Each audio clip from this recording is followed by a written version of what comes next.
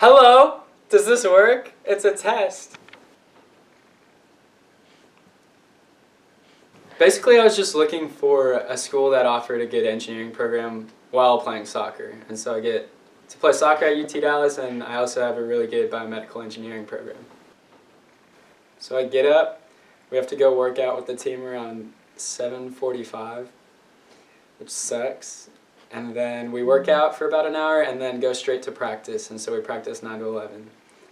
And by that time, I'm already exhausted and still have to make lunch, go to class, do my homework.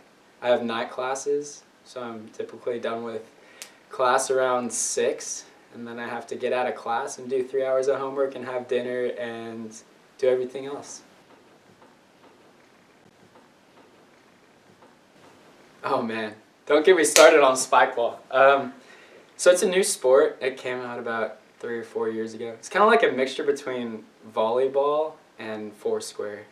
It's 2-on-2, and you have this net or trampoline in the middle, and you have up to 3 hits between your team to hit it off the net. So in volleyball, you have up to 3 hits to hit it over the net. In spikeball, you have up to 3 hits to hit it off the net. And it's a really new sport. I've been to Atlanta and Nashville, over the country to play it.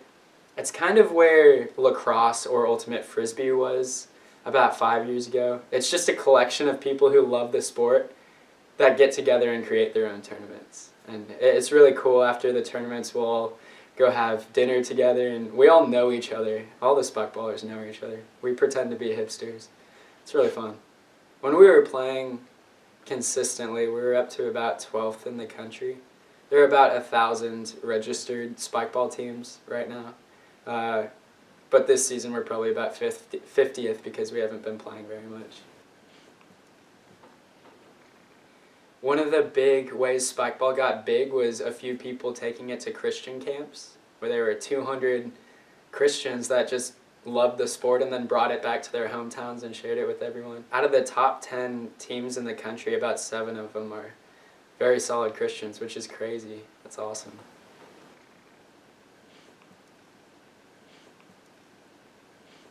I love chess. Oh my gosh.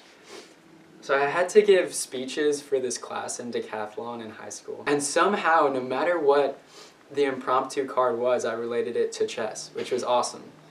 Because we only got a minute to prepare, and then the speech had to be 1.5 minutes long. No matter what I got, I would talk about chess. So at our competition, the card was something just random, like talk about how the internet has changed your life. And I was talking about how for 3 years I played online chess, and how I got to talk to people from around the world.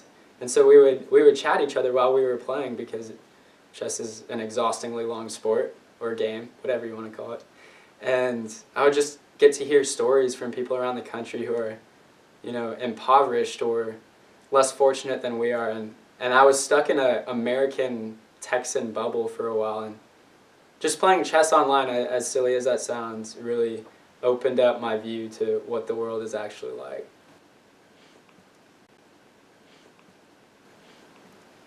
Biomedical engineering is just using engineering principles to further the human condition. It ranges from artificial tissue engineering, artificial hearts, all the way to EKGs, any medical device, anything having to do with human cells, any disease research. It's so broad. I can study it for 4 years and not know a single thing. I would either like to work on artificial organs or disease research specifically.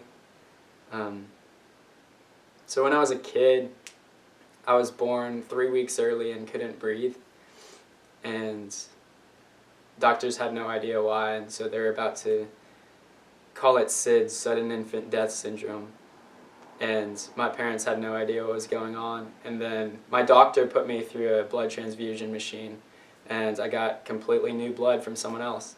And the next day I was perfectly better. And my mom always told me that growing up. And so I think I always knew I was going to do engineering, but I think biomedical specifically because that's the reason I'm here.